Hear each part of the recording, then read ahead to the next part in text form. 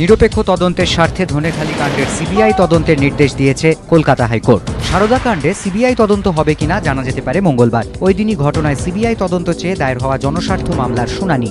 সারদা কাণ্ডকে ঘিরে গত 1 মাস ধরে উত্তাল রাজ্য রাজনীতি, বিড়ম্বনায় তৃণমূল। লগ্নি সংস্থার সঙ্গে তৃণমূল নেতৃত্বের একাংশের সম্পর্ক রয়েছে, এই অভিযোগে সুর চড়িয়েছে বিরোধীরা। পাল্টা পথে নেমেছেন খোদ মুখ্যমন্ত্রী। ক্রমেই জোরালো হচ্ছে বিরোধীদের সিবিআই তদন্তের দাবি। We know how the TMC has been practically in a joint venture with the Sharda Group from the beginning. It is affecting Assam, Jharkhand, Tripura, so we think a national body is required and that is only the CBI. Assam সরকার CBI কে এনেছেন, ত্রিপুরা সরকার এনেছেন, সেখানে এই গোষ্ঠী যারা অপরাধ করেছে সারদা গোষ্ঠী, তার ক্ষেত্রে যদি ওখানে কোনো একটা জিনিস বার হয়ে যায়, সেই তদন্তের সূত্র ধরেই তো তাদের পশ্চিমবাংলায় প্রবেশ করতে হচ্ছে সিবিআই কে। সেখানে কেন সিবিআই কে আনা হবে না? আমরা তো বলছি সিবিআই এর ইনভেস্টিগেশন হোক না। প্রথম তো আমরাই বলেছি সিবিআই এর ইনভেস্টিগেশন হোক, দেখা যাবে কারা এই ঘটনার সঙ্গে যুক্ত আছে।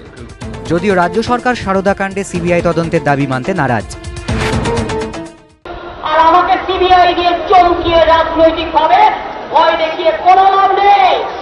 সে তো সব বলেই দিয়েছে কি হচ্ছে না হচ্ছে। কখনো চমকানো, কখনো ধমকানো।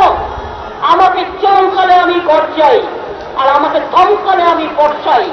আর আমার যুগে তুমি যদি কুৎসার আঙুল তোলো, তুমি আমাকে একটা বল মারবে, আমি সেই বলটা ওভার বাউন্ডারি করে ফিরিয়ে দেবো। আমি জানি সারদা কাণ্ডের জল গড়িয়েছে হাইকোর্টে। সিবিআই তদন্ত চেয়ে দায়ের হয়েছে জনস্বার্থ মামলা। কলকাতা হাইকোর্টে হলফনামা দিয়ে সিবিআই জানিয়েছে সারদা কাণ্ডে তদন্ত ভার গ্রহণ করতে তারা প্রস্তুত। সারদা গোষ্ঠীর সমস্ত সংস্থাগুলিকে জনস্বার্থ মামলায় যুক্ত করতে বলেছে আদালত। হলফনামা দিতে বলেছে সব পক্ষকে। এদিন হাইকোর্টে হলফনামা দেন তৃণমূল সাংসদ কুণাল ঘোষ।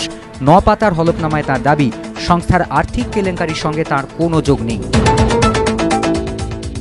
আমি কোনো অবস্থাতে এই ঘটনায়, অর্থাৎ সারদার যে আর্থিক ঘটনা, অত্যন্ত আপত্তিকর নিন্দিত ঘটনা, তাতে জড়িত নই। এই কোম্পানির লগ্নি আসা অথবা 1 টাকাও খরচে আমি কোনোদিন কোনো কালে জড়িত ছিলাম না। আমি যখন সেখানে গিয়েছি কাজ করতে একজন পেশাদার হিসেবে 2010 সালের 1 সেপ্টেম্বর, আর আমি সাংসদ হয়েছি, শপথ নিয়েছি 25 এপ্রিল 2012।